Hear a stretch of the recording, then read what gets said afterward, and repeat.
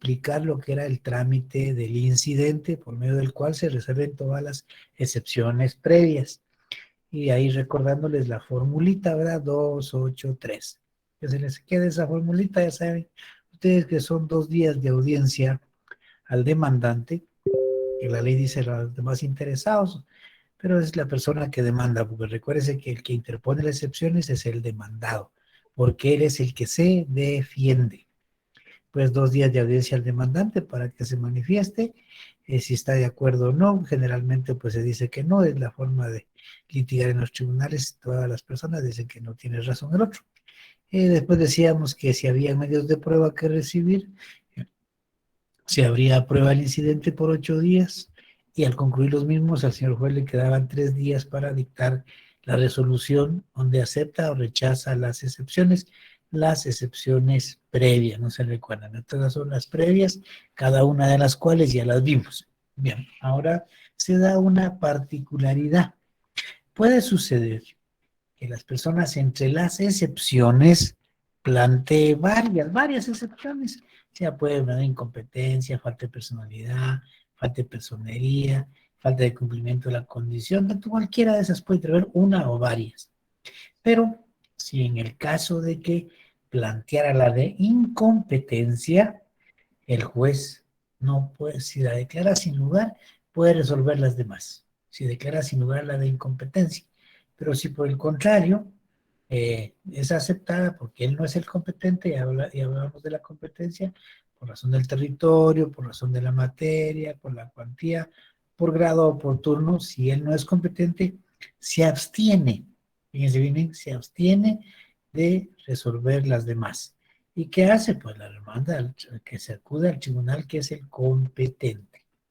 Y eso, pues, no lo tiene también en el artículo 121 del procesal civil y mercantil. A ver, ¿quién nos ayuda, Jamie? Nos ayuda con 121 del procesal civil y mercantil. Está bien, licenciado. Artículo 121. Resolución de las excepciones previas. El juez resolverá en un solo auto todas las excepciones previas, si entre ellas se hallare la excepción de incompetencia y el juez la declare infundada. Se pronunciará sobre las otras excepciones previas en el mismo auto. Si la incompetencia fuere declarada con lugar, el juez se abstendrá de decidir las restantes hasta que quede ejecutoriada la decisión recaída en materia de incompetencia. Si el auto fuere apelado, el Tribunal Superior se pronunciará sobre todas las excepciones previas que se hubieran resuelto. Si debiera pronunciarse sobre la incompetencia y declararse fundada, se abstendrá de pronunciarse sobre las restantes y dispondrá la continuación del juicio por el juez que declare competente. Gracias, Jamie. Entonces ahí estamos claros, que puede interponerse cualquiera de las excepciones previas que ya explicamos, puede ser una o puede ser varias, pero repitiendo, si se interpone la de incompetencia, pero el juez después de concluir la formulita del 2.8 y en esos últimos 3, él establece que efectivamente sigue siendo competente, pues se pronuncia sobre esas y por las demás, pero si él se da cuenta que no tiene competencia, no puede resolver las demás. Se tiene que abstener para que las partes acudan al competente, salvo que se dé la famosa apelatio, el recurso de apelación, ¿verdad? Para que el Tribunal Superior decida si quién es o no el competente. Eso es lo importante, que determinamos el tema de las excepciones previas. Si se declaran con lugar, si se aceptan las defensas del demandado, pues ¿qué ocurre? Pues ocurre que la persona demandante tendrá que reunir los requisitos que no cumplió, de los que ya mencionamos, y si está en tiempo, plantear de nuevo su demanda o es accionar de nuevo. Pero en el supuesto, buenas tardes, Víctor Augusto, pero en el supuesto de que se declaren sin lugar las excepciones previas, es decir, el juez no las acepta y después de la apelación tampoco el Tribunal Superior las acepta, o bien el demandado ya no presenta la apelación porque está convencido de que sus excepciones no van a prosperar. Entonces, ¿qué toca? ¿A dónde vamos? Pues simple y sencillamente nos vamos a lo que es a contestar la demanda. ¿Se recuerdan ustedes que les decía cuando empezamos este tema que se emplaza al demandado por cuántos días? ¿Quién se recuerda por cuántos días se emplaza al demandado? 9 días, licenciado. 9 días, exactamente, Meli, 9 días. Entre esos 9 días decíamos que del 1 al sexto, él, gracias Nelson, de 1 al sexto él puede interponer sus excepciones previas. Y decíamos que dejémoslo para el último día. Él planteó sus excepciones previas el sexto día. Ya se resolvió y decíamos que había dejado guardados 3 días. Ahí están sus 3 días, pero sus excepciones se quedaron sin lugar. Ahora, ¿qué le toca? Pues seguir el proceso. ¿Y a qué fase vamos? Vamos a la fase de contestar la demanda. ¿Por qué hablo de esta fase? Porque nos toca hablar de las excepciones perentorias. ¿Se recuerdan que habíamos hablado de las excepciones perentorias? Bueno, pues ¿qué hace él al contestar la demanda? Pues le quedaron 3 días guardados, ya le notificaron que quedó firme, ejecutoriedad, dice la ley, le quedó firme la resolución que resolvió las excepciones, ya sea porque no apeló o porque habiendo apelado el Tribunal Superior ya no le dio la razón. Simplemente sus excepciones no prosperaron. Bien, entonces, ¿qué le toca? 3 días, ¿para qué? Para contestar la demanda. Le toca contestar la demanda. ¿Y qué tiene que hacer? Pues lo puede hacer, tiene que hacerlo en esos 3 días que le quedan, que es el séptimo, el octavo y el noveno. Puede hacerlo el séptimo. Además ya tuvo suficiente tiempo para analizar la demanda, tuvo suficiente tiempo para preparar su contestación y puede hacerlo al día siguiente. O bien, simple y sencillamente, puede esperar hasta el noveno día y ahí, en ese momento, contestar la demanda. ¿Y qué debe hacer? Bueno, pues primero que nada, debe cumplir con los requisitos del artículo 61, 106, 107 y 108, son ustedes del Código Procesal Civil Mercantil, porque si no los llena, le sucede lo mismo que al demandante. Le rechazan su memorial de contestación de demanda. Artículo 27 y artículo 109, procesal civil mercantil, no se les olvide. Bien, contesta la demanda. Su obligación es llenar los mismos requisitos. Leamos para eso, por ejemplo, el artículo 118 en su primer párrafo. Leamos solo el primer párrafo, ¿quién me ayuda? Del 118.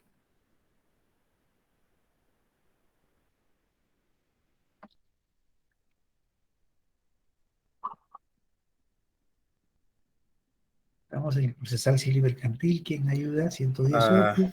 Voy, con gusto, licenciado. Eric. Contestación de la demanda. La contestación de la demanda deberá llenar los mismos requisitos del escrito de demanda. Si hubiere de acompañarse documentos, será aplicable lo dispuesto en los artículos 107 y 108. Gracias, ahí dejémoslo, ahí, Eric, gracias. De momento ahí. Bueno, pues cuando él contesta la demanda, en ese mismo escrito o memorial, como le queramos llamar, o primera solicitud del demandante, ahí él interpone las excepciones perentorias.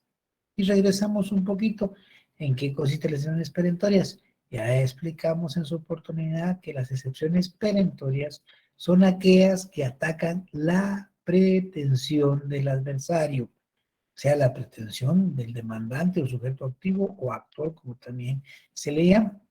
Y ahí él plantea las excepciones perentorias, pero recordemos las características para que nos quede claro. Decíamos que las excepciones perentorias, como primera característica, es que atacan la pretensión del adversario. La segunda, decíamos que no suspenden el curso del proceso. La tercera, decíamos que se interpone cuando se contesta la demanda en este momento. Y en la cuarta decíamos que se resuelve hasta que se dicta sentencia.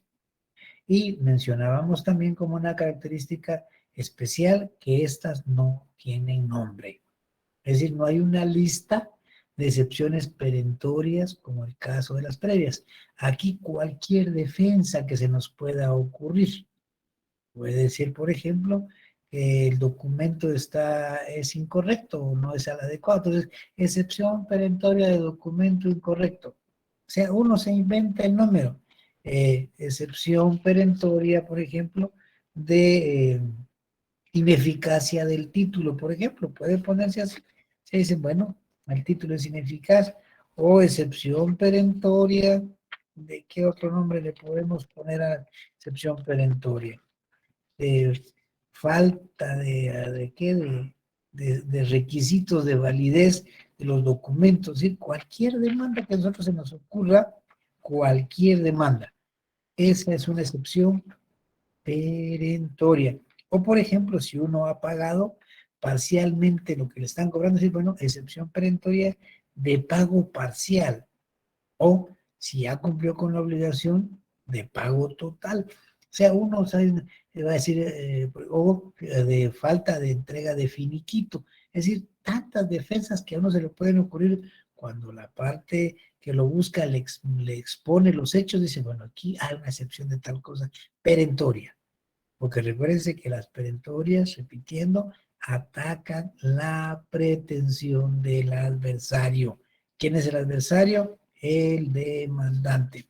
Y en ese memorialito, escuchen bien, en ese mismo memorial dice, comparezco a contestar la demanda, pues en sentido negativo, ¿verdad? Porque si se allana, no interpone excepciones, ¿se recuerdan? Las actitudes del demandado. Ahora aquí no. Estamos hablando de que él se va a oponer, va a contestar en sentido negativo y va a interponer excepciones perentorias en ese memorial. ¿Y qué dónde está eso regulado? En el segundo párrafo del artículo 118. ¿Quién nos ayuda? Segundo párrafo. Si quiere, continúo. Por favor, Eric. Ok, al contestar la demanda, debe el demandado interponer las excepciones perentorias que tuviere contra la pretensión del actor. Las nacidas después de la contestación de la demanda se pueden proponer en cualquier instancia y serán resueltas en sentencia. Ahí están las características. Mire, esa segunda parte reúne, ese segundo párrafo, perdón, del artículo 118, reúne las características de las excepciones perentorias. Le está diciendo que se interpone cuando se contesta la demanda, se le dice que se va a resolver cuando se dicte la sentencia, pero no tiene nombre. Si ustedes ven en el artículo 118, en ningún momento menciona un listado. Esas ustedes uno va inventando. Cuando le, cuando le, cuando le, no, perdón, estamos hablando, no estamos en páginas, perdón, quien habló ahí, estamos hablando del Código Procesal Civil y Mercantil. Estamos leyendo la parte del artículo 118. No se les olvide. Lo único que hicimos fue recordar las características para que las tengamos en mente. No hay pena para servirle. Bien, entonces decíamos que ahí se interponen cuando el demandado comparece a contestar en sentido negativo. Ahí. También puede darse el caso que interponga excepciones perentorias cuando contesta en sentido negativo y además contrademanda o contraataca lo que hemos llamado como la reconvención. Ahí también puede interponer excepciones perentorias. No se les olvide. Pero cuando él toma una actitud pasiva, ahí no, pues. ¿Se recuerdan las actitudes que vimos? La pasiva total, ahí no interpone excepciones, porque la pasiva total es que no comparece. La menos pasiva tampoco, porque solo señala lugar para sin notificaciones. La desfavorable es cuando se allana, tampoco porque está aceptando los hechos. Es decir, la actitud que toma para interponer excepciones perentorias es porque contesta en sentido negativo o puede darse el caso de que contestes en el sentido negativo y además presenta la reconvención. ¿Qué artículo nos señala eso? El 119. ¿Quién nos lee el 119? A ver, Merlin. Gracias, licenciado. Artículo 119, reconvención. Solamente al contestarse la demanda podrá proponerse la reconvención siempre que se llenen los requisitos siguientes: que la pretensión que se ejercite tenga conexión por razón del objeto o del título con la demanda y no deba seguirse por distintos trámites. Gracias, Merlin. Y para completar esa parte de la reconvención, nos vamos al artículo 122. Merlin, usted está ahí, léanos el 122. Claro, licenciado, con gusto. Artículo 122. Trámites de la reconvención. La reconvención se tramitará conforme a lo dispuesto para la demanda. Es lo que les mencionaba hace un rato, ¿verdad? Que el demandado debe reunir los requisitos que dice el artículo 61, el 106, y si hay documentos que aportar, el 107 y el 108. Si no cumple con esos requisitos, ya explicamos que es rechazada su contestación de la demanda, tal y como nos ordena el artículo 27 y artículo 109 del código que estamos viendo. Eso es en cuanto a las actitudes que se mencionan en las excepciones perentorias que van unidas a la concesión de la demanda o pueden ir unidas a la contestación de la demanda y a la reconvención. ¿Estamos claros en esa parte? Sí, Claro, licenciado. Lili, muchas gracias. Bien, ahora tenemos algo que había que ver, las excepciones mixtas. ¿Se acuerdan ustedes de las excepciones mixtas? Bien, ¿se recuerdan las excepciones mixtas? Decíamos que las mixtas es una combinación. ¿Por qué? Porque reúnen características de las previas.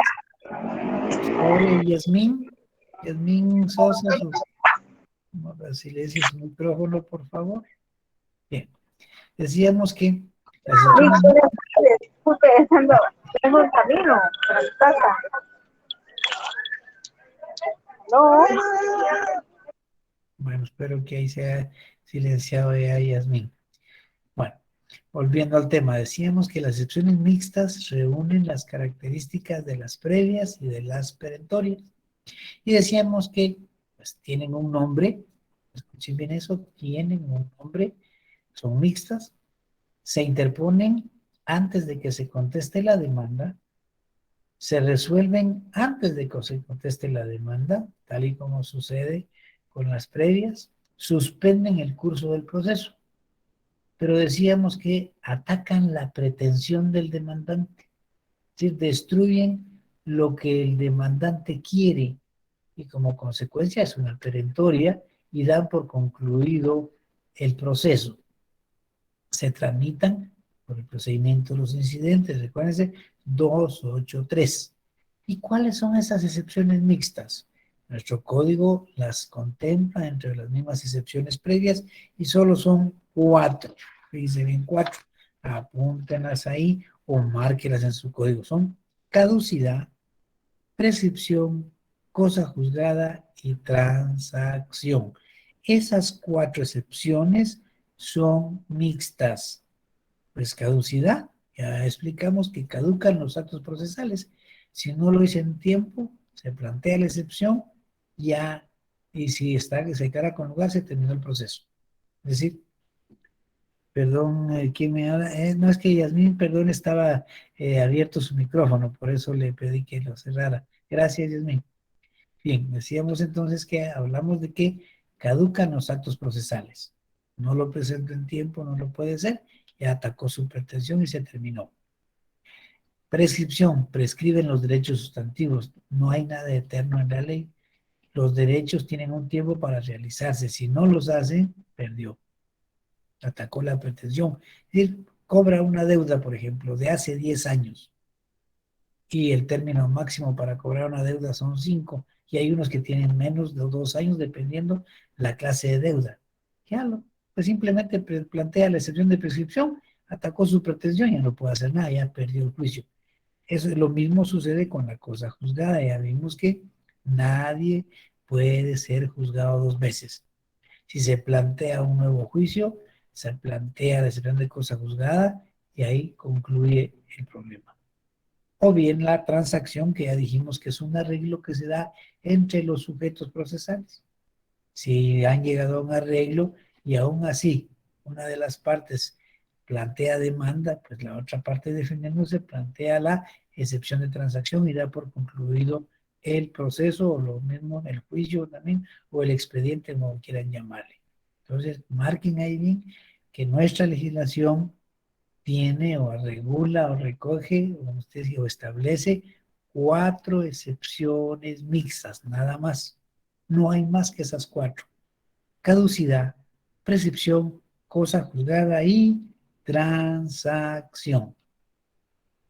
Con esto concluimos el tema de las excepciones. Si hay alguna duda, dígame, es el momento para que las aclaremos. Ahora, si no, pues seguimos con un nuevo tema.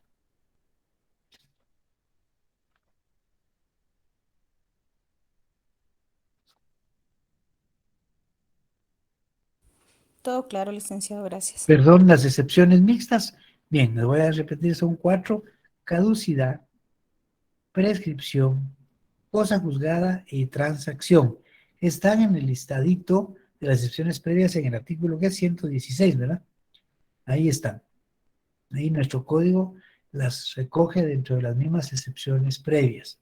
Pero la doctrina ha establecido claramente que son excepciones mixtas, porque tiene características tanto de las previas como de las perentorias, pero lo importante acá es que destruyen la eficacia de la pretensión y como consecuencia ya el demandante no puede continuar con el juicio. ¿Estamos ahí? ¿Estamos ahí, jóvenes? Sí, Lick, muchas Sí, gracias. licenciado. Bueno, entonces hoy vamos a ver el tema de las partes. Hemos hablado de demandante y demandado, pero no hemos establecido así en términos sencillos quiénes son ellos. Vamos a ver entonces de las partes, que también se llaman sujeto activo, sujeto pasivo, o también se llaman sujetos procesales. Escuchen bien, las partes, sujeto activo, sujeto pasivo o sujetos procesales son lo mismo. En la ley a veces dice el sujeto procesal o el sujeto activo, y a veces dice el demandante, y a veces dice el demandado, se refieren a las mismas personas. Siempre hay dos, por lo menos dos, ¿verdad? Una persona como demandante y una persona como demandado, por lo menos. Ya vamos a ver que pueden haber varias personas, pero ¿quiénes son esos sujetos procesales?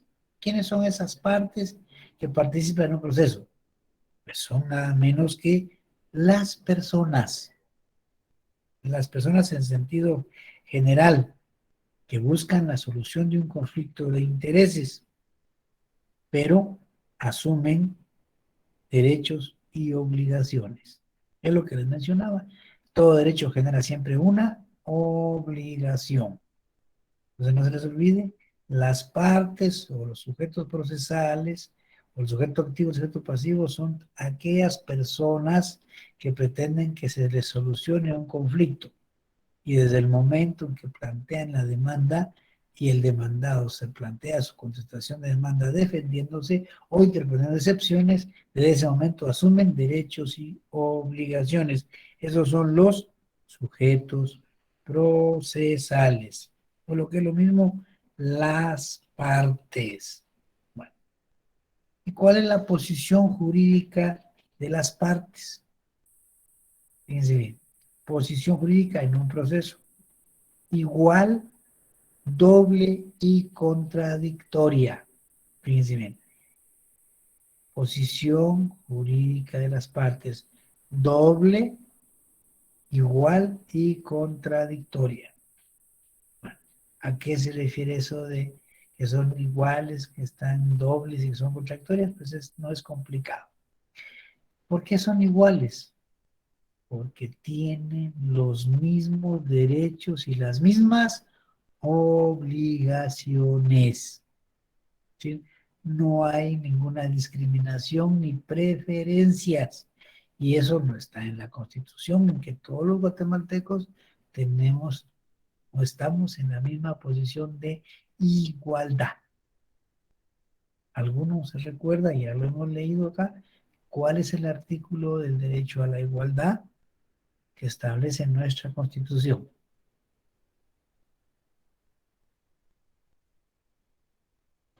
Artículo 4. A ver, por favor, Jorge Mario. Claro, licenciado. Artículo 4. Libertad e igualdad. En Guatemala todos los seres humanos son libres e iguales en dignidad y derechos. El hombre y la mujer, cualquiera que sea su estado civil, tienen iguales oportunidades y responsabilidades. Ninguna persona puede ser sometida a servidumbre ni a otra condición que menoscabe su dignidad. Los seres humanos deben guardar conducta fraternal entre sí. Gracias, Jorge Mario. No se les olvide, iguales. El demandante y el demandado tienen los mismos derechos y las mismas obligaciones, y recuerden cuando los definimos, que son todas aquellas personas que además de pretender la solución de un conflicto de intereses, asumen derechos y obligaciones en igualdad de condiciones. Entonces, una característica, una de las posiciones jurídicas que están en el plano de igualdad. Igual, igual. Dice doble, ¿por qué doble? Porque siempre hay un sujeto activo y un sujeto pasivo, son dobles, ¿verdad? No hay un solo demandante, un solo demandado, no. Por lo menos un demandante y por lo menos un demandado. Y la última es contradictoria. ¿Por qué la posición jurídica de las partes es contradictoria? Que no están de acuerdo. ¿Sí? Cada quien desde su punto de vista tiene la razón. Para que haya sujetos procesales tienen que estar en pugna, contrarios.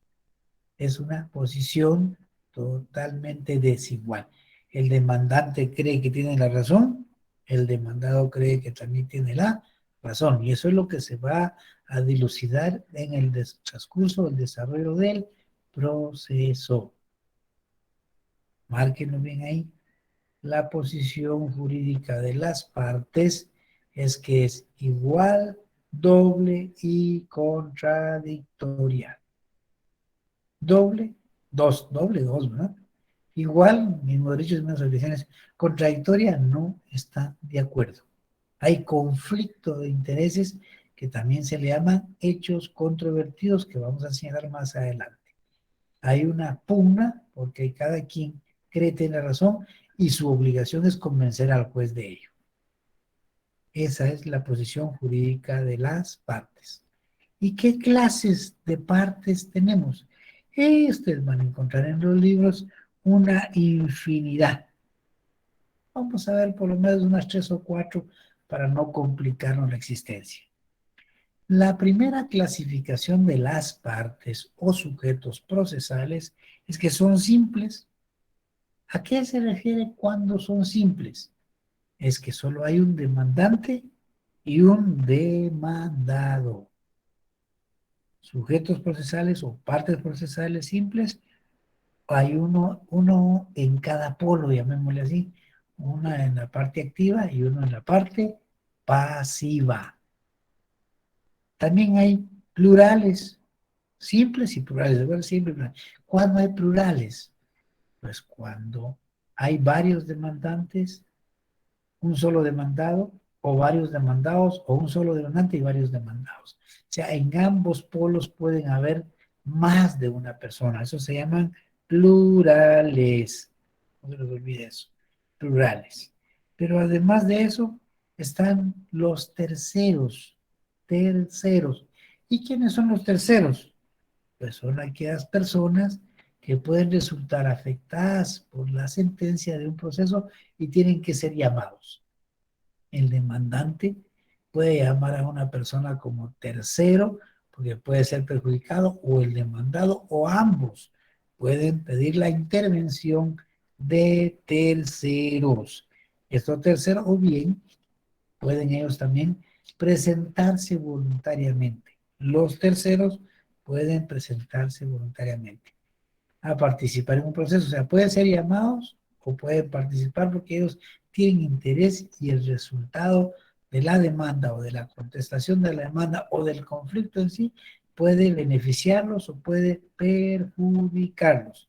No se les olvide, no vamos a ver un montón de partes, solo los más importantes. Simples, plurales y terceros, que también le llaman tercerías. Tercerías. No se les olvide que los terceros pueden ser llamados a que comparezcan o pueden ellos participar voluntariamente. Ahí pueden ver ustedes en los libros otras clasificaciones más de las partes, pero estas que les dando creo que son las más sencillas, de fácil comprensión. Sí, Emerson, ¿le escucho? Licenciado, perdone, no logré escuchar cuáles eran las plurales. Bien, mire pues, cuando hablamos de simple, nos referimos a un demandante y un demandado. Simple. Plural es cuando hay varios demandantes o varios demandados. ¿Sí? Ah, ya. Ahora sí, pues, sí. Y los terceros son personas que se les llama. Puede ser que el demandante llame a un tercero, o el demandado llame a un tercero, o ambos llamen a un tercero, o bien una persona ve que ese proceso le puede afectar y participa o pide que se le tenga que interviene como tercero interesado. Por eso les decía, o que puede ser la participación de ese tercero obligatoria porque lo llaman, o voluntaria porque él pide participar en el proceso. ¿Sí, Dora? Licenciado, disculpe, pero esos no son testigos, No, ¿o no, no, sí? no. No son testigos, no son peritos, no. Eso, fíjese que los testigos, como vamos a ver más adelante, sirven para probar hechos, para probar hechos. En cambio, cuando hablamos de terceros es porque la sentencia les afecta y ellos tienen también el derecho y la obligación, si participan como terceros, si se apersonan al proceso, de asumir derechos y obligaciones como lo hace el demandante y el demandado. Tienen oportunidad de ofrecer pruebas, tienen oportunidad de interponer excepciones, o sea, todo lo que le beneficia y perjudica a los demandantes o al demandado, también a él. O sea, un tercero es como una parte más en el proceso, pero él no es el demandante original ni el demandado original, sino que interviene. Es decir, a eso se refiere con los terceros. Y lo importante es que sepan ustedes que no es un perito, no es un experto, no es un testigo, no. Los medios de prueba son totalmente distintos. Estos son los que participan en un proceso. Así de simple. No confundan ahí para no tener problema. Repitiendo, de todas las clasificaciones que hay en todos los libros, simples, plurales y terceros o tercerías. Es lo que me interesa que tengan claro. Simples, un demandante y un demandado. Plurales, varios demandantes, varios demandados. O bien puede ser un demandante y varios demandados, o varios demandantes y un solo demandado. Hay pluralidad de personas, o de sujetos, si quieren poner de sujetos procesales, o de partes procesales. Y también las tercerías pueden ser varios. Pueden llamar a una persona como tercero o a más, a 3, a 4, 5. Por ejemplo, si están discutiendo una propiedad, el derecho de una propiedad, y resulta que son varios y solo están peleando dos, mire, pero aquí lo que nos va, si resolvemos este problema, vamos a afectar a fulano, sultano y mengano, llamémoslos como terceros.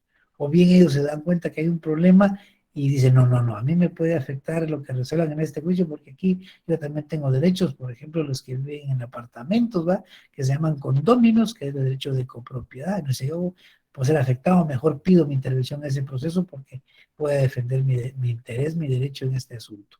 Son tercerías que pueden ser obligatorias o voluntarias. ¿Sí? Ahora estamos ahí. Bien, Sí, veamos Lick, muchas entonces ahora, gracias. perdón, Floridal. Sí, está claro, Lick, muchas gracias. Va bien, Nelson. Vamos a ver entonces ahora lo que es la capacidad procesal. Cuando ustedes empezaron a estudiar su derecho civil, les hablaron de que tenemos dos clases de capacidad: capacidad de goce y capacidad de ejercicio. Y decíamos que la capacidad de goce, o les decía su profesor, que la capacidad de goce la tienen todos los ciudadanos, todos desde su nacimiento. Aún cuando recuerden ustedes que nosotros aceptamos la teoría de que al que está por nacer se le considera nacido, siempre y cuando nazca en condiciones de viabilidad, es decir, que vaya a vivir. Y decíamos que esa capacidad de goce se mantiene hasta que a uno a la mayoría de edad, que en el caso de Guatemala son los 18 años, ahí adquiere la otra, la capacidad de ejercicio por sí mismo. En tanto no tenga de los 18 años, que no es mayor de edad, pues quienes comparecen son quienes ejercen la patria potestad, o en términos sencillos, quienes ejercen su representación. Entonces, para ser parte, ¿qué se quiere? Capacidad procesal. ¿A qué se refiere la capacidad procesal? El poder participar válidamente en un proceso. Capacidad procesal. 18 años adelante puede actuar él solo. Si no tiene 18 años, no tiene capacidad de ejercicio, tiene de goce. Entonces, sus derechos los defiende ¿quién? Quien ejerza la patria potestad, o bien el tutor, si no tiene quien ejerza la patria potestad. Recordarán ustedes en su curso de Derecho Romano la tutela, y también creo que la están viendo en su derecho civil. Cuando una persona menor o incapacitado no tiene quien ejerza la patria potestad, se le nombra un tutor. La famosa tutela, ¿verdad? El cuidado de la persona y de los bienes de una persona que no tiene la capacidad de ejercicio. Entonces, la regla general en Guatemala, para ser titular de derechos a ejercitar en un proceso, 18 años. En otros países pues ya vimos que varía de 21 o eso, pero en el caso nuestro, simple y sencillamente es a los 18. No tiene 18, pues comparezca a su papá, su mamá o quien sea el tutor. A eso se refiere la capacidad. Pero también hemos mencionado que existe no solo la capacidad, sino también tiene que participar porque está legitimado para ser parte en un juicio. Es lo que se llama la legitimación. Pero en este caso se llama legitimación procesal porque va a actuar en un proceso como demandante. Lo demanda, se llama legitimación activa. Y cuando es demandado se llama legitimación pasiva. Es cuando mencionábamos el otro día en las excepciones, cuando se le atribuye a una persona una calidad que no tiene. ¿Qué excepción se interpone, jóvenes? Fíjense bien, se le está atribuyendo una calidad que no tiene. ¿Qué excepción se interpone? De las previas.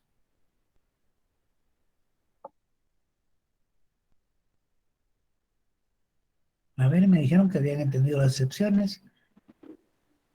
Falta de capacidad legal, licenciado, ¿no? ¿Falta de?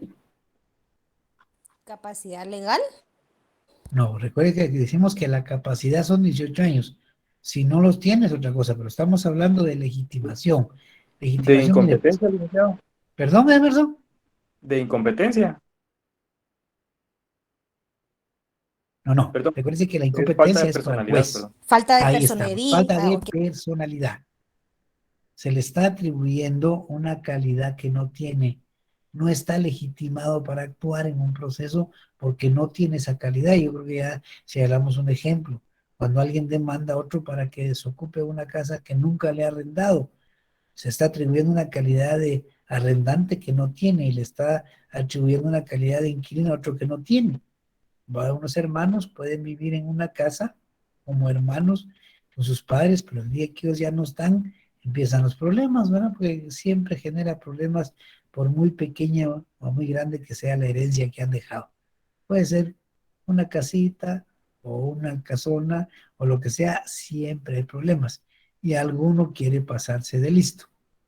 Y a mí dice, bueno, yo voy a sacar a mi hermano de aquí o a mi hermana porque no me cae bien su esposo, ¿verdad? Entonces, que se vaya aquí y le voy a decir que él me alquile y que no paga la renta y que se vaya. Perdone, pero no tiene legitimación, porque yo no soy su inquilina ni nada parecido. Aquí esto es una herencia y habrá que dilucidar quiénes son los herederos. Entonces, falta de personalidad. Se está atribuyendo calidades que no tiene. Falta de personalidad es la excepción que se plantea, y si es el caso, pues la excepción la van a declarar con lugar. Entonces el proceso pues no puede seguir, hay que arreglar primero quiénes son los dueños reales de esa propiedad para establecer a futuro la debida legitimación. Pero además las partes, como ya mencionamos en su oportunidad, si no quieren o no pueden ir a un tribunal o presentarse a un juicio, mire, a nadie le gusta ir a un tribunal. Aún a uno de abogado a veces no quiere ni ir a ver un proceso porque regresa hasta decepcionado, entonces mejor ni quiere ir a ver si si el demandante o el demandado no quieren actuar por sí solos, en el proceso no quieren ir para nada, pues pueden contratar a una persona que se llama mandatario. Ya leímos en varias oportunidades lo que es el mandato en la ley del organismo judicial y establecimos y dejamos claro que para que una persona pueda comparecer en nombre de otra, en un tribunal tiene que otorgarle un mandato. ¿Qué clase de mandato, jóvenes? ¿Se recuerdan qué clase de mandato?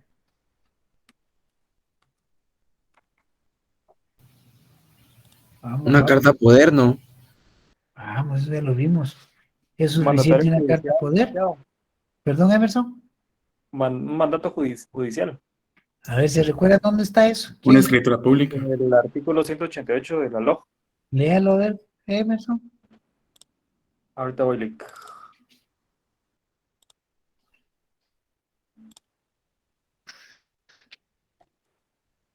Mandatarios judiciales, las personas hábiles para gestionar ante los tribunales que por cualquier razón no quieran o no puedan hacerlo personalmente, o las personas jurídicas que no quieran concurrir por medio de sus presidentes, gerentes o directores, pueden comparecer por medio de mandatarios judiciales a cualquier acto siempre que tengan conocimiento de los hechos objeto del proceso.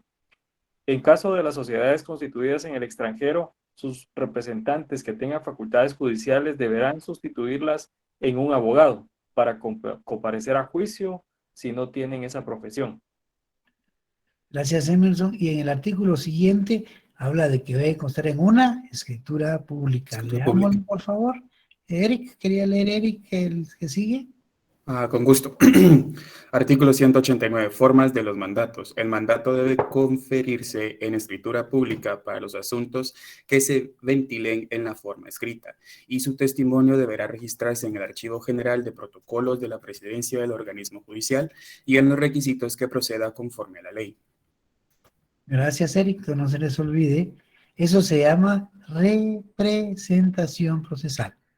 Una persona representa a otra porque ha sido designado mandatario. Y en el caso de los mandatos, ya vimos también que hay mandatos generales, mandatos especiales, como ustedes lo recordarán en su derecho romano, para asunto determinado, también ya lo vimos, pero en el caso nuestro, en el caso del derecho procesal, es un mandato judicial o con facultades judiciales. Y decíamos que en esos artículos siguientes que están todas las facultades que son necesarias, no basta que le señale que es un mandato judicial y que esté en una escritura pública. Debe redactarse en esa escritura pública que se registra en el archivo de protocolos de la Corte Suprema, debe redactarse si le otorga todas esas facultades que están ahí o algunas. El mandato puede referirse solo a 2 o 3 asuntos o bien a todos los que hay reza, que ustedes leanlo porque es bastantito. Si quieren, demos una miradita así general rápida al 191 me parece, no recuerdo en este momento bien, las facultades especiales. Emerson o Eric, ¿quién lo tiene por ahí? ¿O Jamie? Es el artículo 190, licenciado, facultades. A ver, ahí leámoslo, Jamie. Artículo 190. Facultades. Los mandatarios jurídicos, por el solo hecho de su nombramiento, tendrán las facultades suficientes para realizar toda clase de actos procesales. Necesitan facultades especialmente conferidas para A. Prestar confesión y declaración de parte. B. Reconocer y desconocer parientes. C. Reconocer firmas. D. Someter los asuntos a la decisión de arbitrios, nombrarlos o proponerlos. E. Denunciar delitos y acusar criminalmente. F. Iniciar o aceptar la separación o el divorcio para asistir a las juntas de reconciliación y resolver lo más favorable a su poderdante y para intervenir en juicio de nulidad de matrimonio. G. Prorrogar competencia. H. Allanarse y desistir del juicio, de los ocursos, recursos, incidentes, excepciones y de las recusaciones, así como para renunciarlos. Y celebrar transacciones y convenios son relación al litigio. J. Condonar obligaciones y conceder esperas y quitas. K. solicitar o aceptar adjudicaciones de bienes en pago. L, otorgar perdón en los delitos privados. M, aprobar liquidaciones y cuentas. N, sustituir el mandato total o parcialmente, reservándose o no a su ejercicio, y otorgar a los mandatos especiales para los que estuviere facultado. N, los demás casos establecidos en las demás leyes. Gracias, Jim. Esas facultades tienen que estar ahí. Si necesitamos que realice una o varias de esas gestiones, tiene que establecerse en la escritura pública, es decir, que se le otorga las facultades especiales siguientes y debe redactarlas tal y como está ahí. Claro, muchas son necesarias, son consecuencia una de otra. Si va a comparecer a plantear la demanda, pues hay que darle facultades para que pueda él presentarse a absolver deposiciones, o sea que pueda acudir a una audiencia que se llama declaración de parte. Si va a comparecer en un divorcio, pues tienen que hacerle las facultades suficientes para referirse a lo que es las pensiones alimenticias y las garantías que se presenten. O sea, no puede faltar. Si una de esas facultades especiales falta, el mandato puede ser inútil para lo que se pretende. No se les olvide, por favor. La representación implica que una persona comparece en nombre de otra como un mandatario. Y en el caso grábenselo, es una escritura pública, no carta poder. Es una escritura pública, es decir, tiene que ser faccionada o autorizada por un notario público. Ustedes van a tener las dos profesiones, abogado y notario. El abogado se dedica a la defensa de la persona, de sus bienes, de su honor, de su integridad, es decir, todo lo que ven ustedes en el Código Penal y en el Código Civil. El notario lo que da o realiza o facciona son actos y contratos. El notario tiene una profesión distinta. Ahora bien, en el caso de Guatemala, que es un caso muy especial, como pocos países, además de ser abogados, somos notarios. En otros países, aparte de ser abogado y aparte ser notario. Ya les expliqué en una ocasión que en otros países para ser notario no se necesita ir a la universidad, no se necesita ganar ningún curso de notario, solo que sea una persona honorable y le otorgan una simple patente por un término X. ¿Y qué es lo que él hace? Él solo da fe de que las personas firmaron ese documento ante él, pero él no responde por nada del documento o de su contenido. Caso contrario sucede con nosotros, de que tenemos que responder como notarios del contenido del documento, porque somos notarios y abogados que conocemos el derecho. O sea, cuando hacemos un instrumento, una escritura o un mandato, pues escuchamos a las partes, recibimos nosotros su voluntad y la plasmamos en un documento en términos jurídicos. Ese documento se llama instrumento público, que hay varias clases. Una de ellas es la escritura pública. Esa es la representación. Pero además de la representación están lo que conocemos como los litisconsorcios. Hace un momento hablábamos un poquito de lo que son las clases de sujetos procesales o de partes procesales y hablábamos de la pluralidad. Decíamos que hay simples y hay plurales. Pues los litisconsorcios se refieren a eso. Cuando varias personas participan en un proceso independientemente como demandantes o demandados. Litis, litis consorcio, litis pleito, consorcio varios. Graben eso. Son socios, son varios, no va a haber un socio solo, ¿verdad? Entonces, litis consorcios. Varias personas participan en un proceso. Pluralidad. Litis consorcio.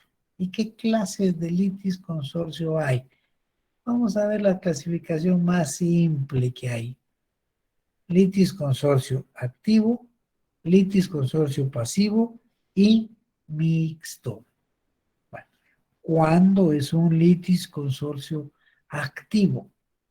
Es activo cuando en el proceso son varios los demandantes contra un solo demandado. Fíjense bien, varios demandantes contra un solo demandado. ¿Qué ejemplo tenemos de eso? Mire, ustedes ya han escuchado en las noticias, por ejemplo, en el caso de los bancos que han quebrado, ¿verdad? Bueno, son varios los socios de ese banco o varios los afectados por la actitud del banco o por la quiebra del banco y demandan a un solo banco, porque el banco es una persona jurídica que actúa válidamente en un derecho solo, tiene su representante legal. Pues plantean una demanda a los cuentavientes en contra del banco. Son varios demandantes contra un solo demandado. Eso se llama litis consorcio activo. Y hay pasivo. ¿Cuándo hay pasivo? Cuando se demanda a varias personas. ¿Ya? Solo hay un demandante, pero hay varios demandados. La persona es dueña, por ejemplo, de un edificio de apartamentos, solo él es el dueño, o una sociedad es la dueña de un edificio de apartamentos y resulta que tiene varios inquilinos y todos los inquilinos no pagan la renta ni los servicios.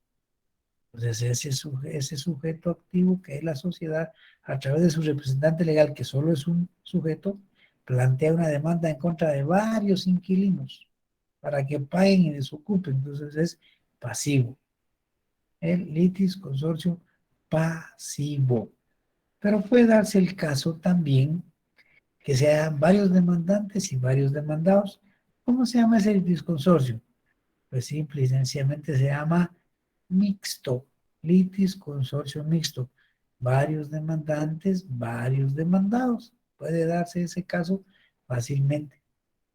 Por ejemplo, los conflictos que se dan entre las copropiedades, cuando son varios los propietarios de un bien inmueble, algunos están a favor de una posición y otros no, y puede darse el pleito entre esos, que hay un grupo A contra un grupo B, tanto en el grupo A como en el grupo B hay más de dos personas, entonces es un litis consorcio mixto.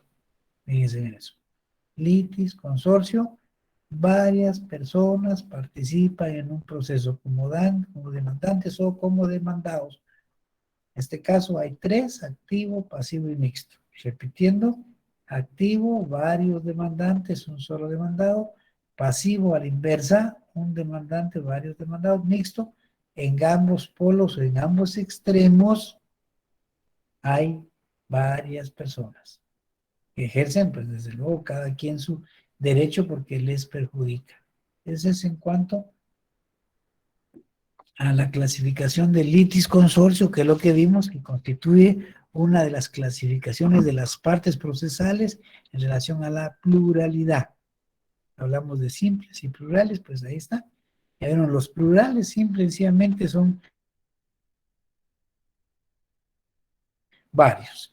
Con esto concluimos en términos resumidos lo que es el tema de las partes procesales. Sin olvidar que las partes procesales también se le llama sujetos procesales, también se le llama sujeto activo y sujeto pasivo, y son aquellas personas que pretenden la solución de un conflicto. Pero desde el momento que ellos plantean una demanda y la otra parte se contesta esa demanda, asumen derechos y obligaciones. ¿Estamos en ese tema o está complicado? Sí, licenciado, todo claro, gracias. Bueno, entonces nos toca el tema, para seguir con el tema de la prueba. La prueba. Ya vimos entonces que el demandante planteó su demanda, ya la planteó. Y el demandado pues ya hizo uso de sus medios de defensa, que puede haber interpuesto excepciones previas. Vemos que ya se resolvieron excepciones previas, pues se declararon sin lugar para poder seguir. Si se declaran con lugar, hay que corregir los errores para poder de nuevo iniciar el juicio. Pero en el caso de que se declararon sin lugar, ya vimos que tocó al demandado contestar la demanda. Y además de contestar la demanda, también tiene el derecho de interponer excepciones perentorias. Pero además también vimos que tiene el derecho de contrademandar o contraatacar, que es lo que conocemos como la reconvención. Reconvenir es contrademandar, contraatacar. Pero hay algo importante. Ya el demandante presentó su demanda con sus pretensiones, que es lo que quiere, ¿verdad? Recuérdense que la acción procesal no es lo mismo que la pretensión. La acción es el derecho de ir al tribunal y la pretensión es lo que queremos del tribunal. Y tanto el demandante como el demandado han formulado su respectiva acción y su respectiva pretensión. Artículo 51, procesal, civil y mercantil. ¿Quién lo quiere leer para recordar la pretensión?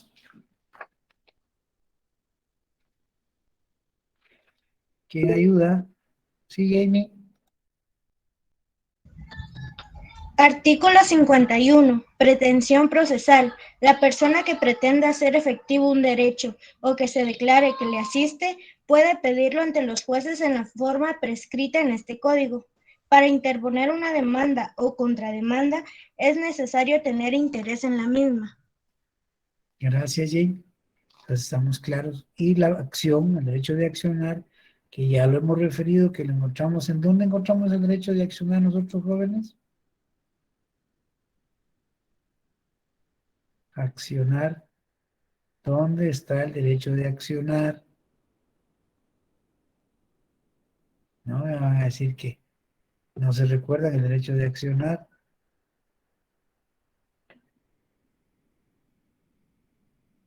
¿Qué pasó? ¿Qué pasó? Emerson, ¿qué pasó? Amy, Floridalma, Eric, Merlin, ¿qué pasó?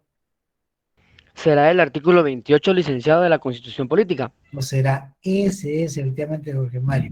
Ese es. Y lo hemos mencionado varias veces, que acción procesal, según la doctrina, no es otra cosa más que reclamar en un juicio lo que a uno se le debe y que así lo establecieron los romanos, pero que en la Constitución nuestra se llama derecho de petición y está en el artículo 28. Léanoslo, Jorge Mario, que está por ahí, léanoslo. Excelente, licenciado. Dice, artículo 28, derecho de petición.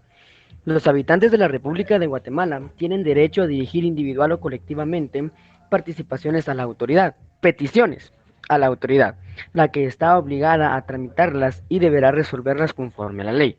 En materia administrativa, el término para resolver las peticiones y notificar las resoluciones no podrá exceder de 30 días. En materia fiscal, para impugnar resoluciones administrativas en los expedientes que se originen en reparos o ajustes por cualquier tributo, no se exigirá al contribuyente el pago previo del impuesto o garantía alguna.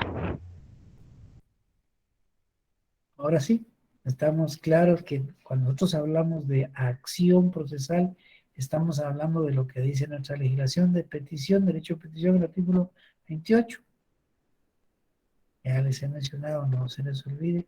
El 28 está el derecho de pedir, que va unido al derecho de defensa, que es el artículo 12. Ya hemos mencionado también que ahí nos referimos al artículo 16 de la ley judicial en lo que es el debido proceso, y también nos remite al artículo 51 que ya leímos en relación a la pretensión procesal. Bueno, les decía yo el otro día que el demandante puede realizar una demanda muy bonita, muy bien redactada, muy bien, que a cualquiera convence solo con leerla. Y decíamos que también el demandado puede redactar una defensa, pero excelente, que cualquiera que la lea dice qué buena, es una defensa fabulosa. Y decíamos también que pueden ir cualquiera de los dos a practicar con el juez y a exponerle, hasta se ponen a llorar y el juez también llora con ellos, pero cuando se va, el juez se olvida de ellos, porque el juez lo que tiene que resolver es un proceso, un expediente, un juicio, y hemos mencionado que los jueces no tienen corazón, para eso están ahí. Imagínense que un juez actuara sentimentalmente en todos los casos, simplemente no haría su trabajo apegado a derecho, que es lo que le ordena la ley. Recuerden ustedes que corresponde con exclusividad absoluta a la Corte y todos los tribunales a administrar la justicia. Y la justicia debe ser imparcial. Es una garantía en la que la Constitución y demás leyes ordinarias garantizan que tienen los administradores de justicia, o lo que es, en otras palabras, los jueces y los magistrados. Bien, pues llegamos ya a esa etapa en que uno demandó, el otro se defendió, con las excepciones no le funcionaron, ahora le toca contestar la demanda. Dice también, decíamos también que el artículo 61, el 106, el 107 y 108 le obligan al demandante cumplir requisitos necesarios de una primera solicitud. Y para recordar, leamos el 106, que es lo básico de la demanda, aparte de los requisitos que hemos mencionado del 61. Leamos el 106 para recordar. 106. ¿Quién ayuda? Por favor, Merlin. Artículo 106, contenido de la demanda. En la demanda se fijarán con claridad y precisión los hechos en que se funde, las pruebas que van a rendirse, los fundamentos de derecho y la petición. Gracias, Merlin. Y decíamos también que aparte de establecer claramente los hechos, le decíamos que van las pruebas, que es el tema que vamos a iniciar, las pruebas que tienen que llevar las partes.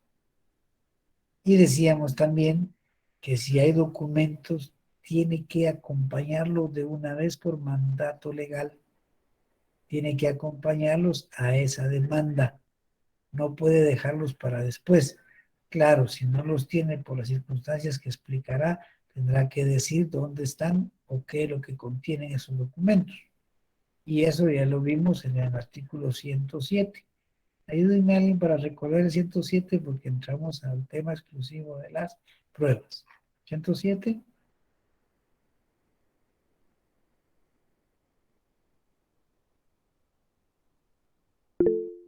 ¿Sí, Merly?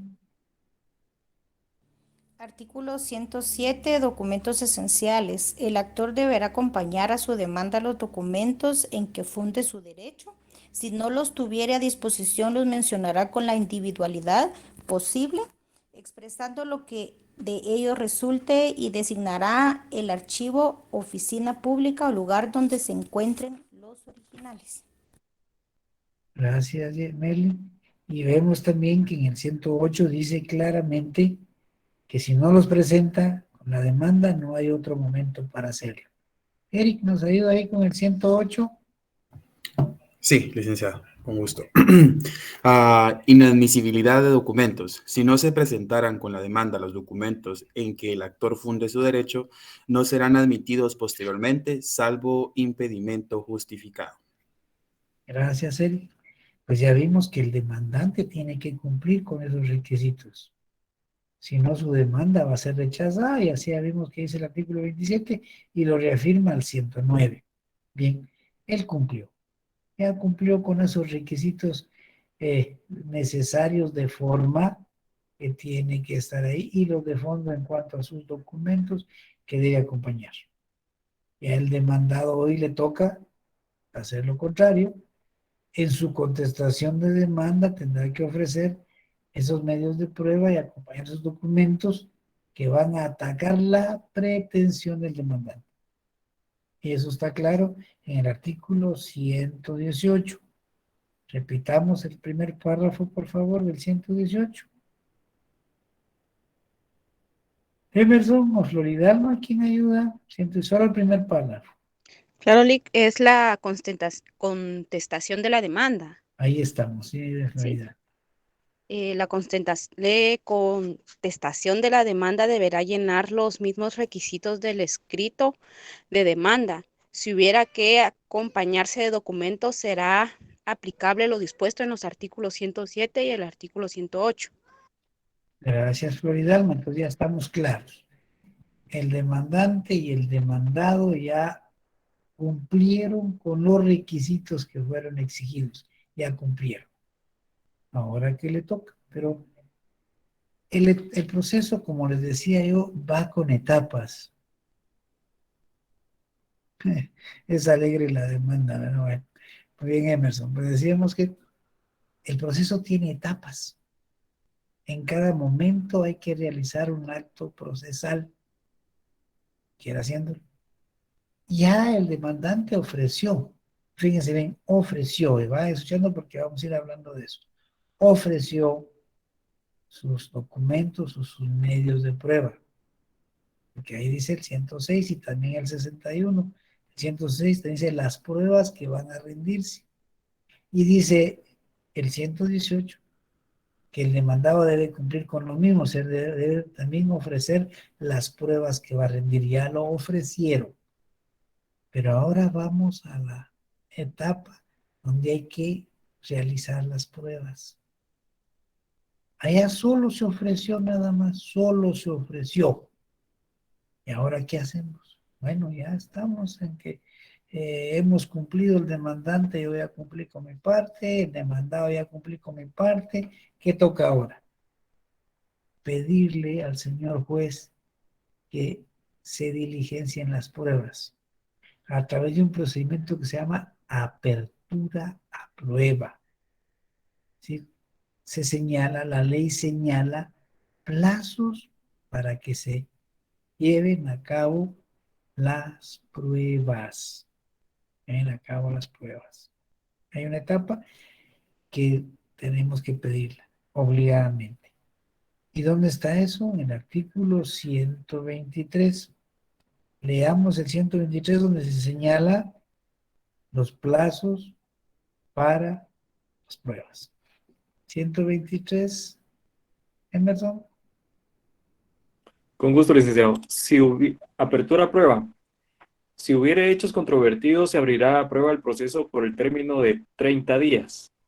Este término podrá ampliarse a 10 días más, cuando sin culpa del interesado no hayan podido practicarse las pruebas pedidas en tiempo.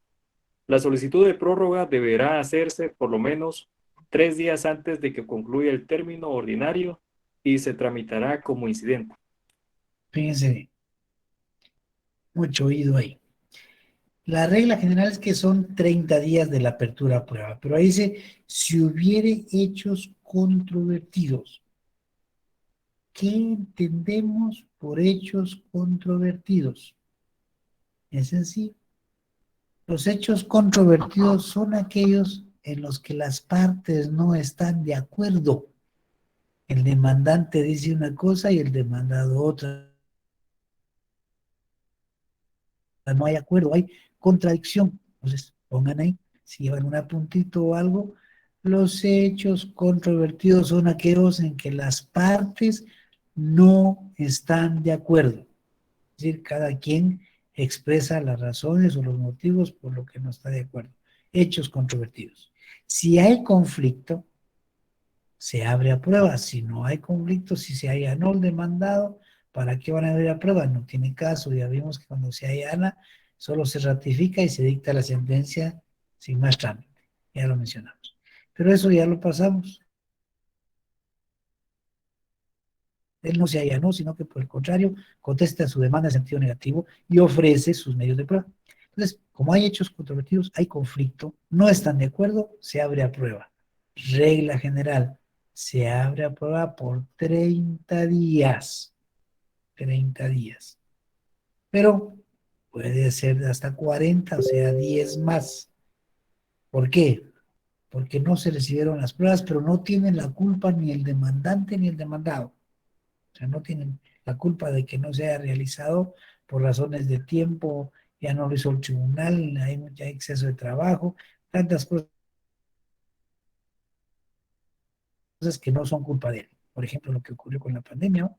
Ahí se suspendieron todos esos términos porque no era culpa de nadie. Pero suceden otros hechos en que el tribunal no puede por exceso de trabajo, por enfermedad, por cualquier cosa, ya no puede. Entonces, la persona interesada en la prueba, que le interesa que se reciba la prueba, puede pedir que se amplíe a 10 días más. Entonces, 40, ¿verdad? Pero tiene que solicitarlo antes de que se venza ese periodo.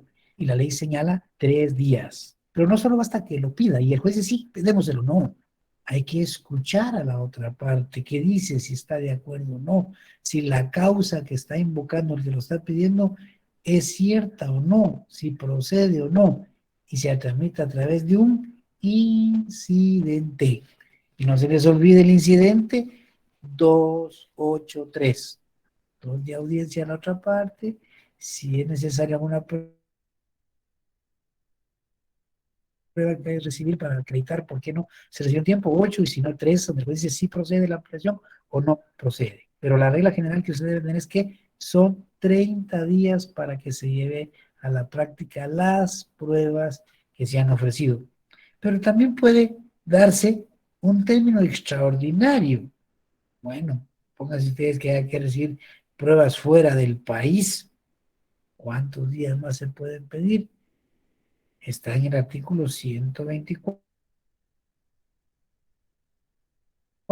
¿Quién nos ayuda con el 124? 124. Término extraordinario de la prueba. Cuando en la demanda o en la contestación se hubieran ofrecido pruebas que deban recibirse fuera de la República y procedieren legalmente, el juez, a solicitud de cualquiera de las partes, fijará un término improrrogable, suficiente según los casos y circunstancias, que no podrán exceder de 120 Y leamos, ya que días. está bien, leamos el 125. Ok. Curso de los términos. El término extraordinario principiará a correr juntamente con el ordinario. El término de prueba se declarará vencido si las pruebas ofrecidas por las partes se hubieran practicado o cuando éstas de común acuerdo lo pidieren. Gracias, Eri. Entonces, quedamos en que si hay problema entre las personas, no hay para dónde. Se abre a prueba. Hechos controvertidos. Sí, decimos, hechos controvertidos. No están de acuerdo. ¿Cuánto tiempo se la prueba? 30 días. Si es necesario, 10 días más, pero su solicitud se tramita en incidente. Pero por un término extraordinario, cuando se necesita recibir pruebas fuera del país. Pero no puede exceder en total de 120 días. Pero hay algo importante, dice ahí que el término de prueba puede declararse vencido antes si las pruebas ya se recibieron o si las partes lo piden. Tenemos 30 días de prueba, pero en esos 30 días, pónganse que se llevaron a cabo las pruebas, que vamos a ver cuáles son, en 15 días. Entonces, ¿para qué va a estar el proceso ahí esperando que se venzan los otros 15 días si ya no tiene caso? Entonces, podemos pedir que se declare vencido el término de prueba, ¿no? Porque muchas veces es innecesario que esté 30 días, porque son hábiles. Les decía el otro día que siempre que días son hábiles, o sea que a la larga esos 30 días vienen siendo como un mes y medio, más o menos, porque no se cuenta ni sábado ni domingo, salvo cuando llega meses, pero aquí dice días. Cada vez que ustedes se encuentren en la ley que diga días, se refiere a días hábiles. Bien, vamos a ver en la próxima clase por la hora que ya se nos llegó todas las fases del procedimiento probatorio y en qué consiste cada uno de los medios de prueba. Es que por hoy los dejo para que se preparen para su otra clase y después su cenita. Buen provecho de antemano, que tengan un bonito fin de semana y síganse cuidando. Igualmente, licenciado. Buenas noches, Gracias, licenciado. licenciado. Feliz noche. Licenciado. Feliz Feliz noche, cuídese. Feliz noche.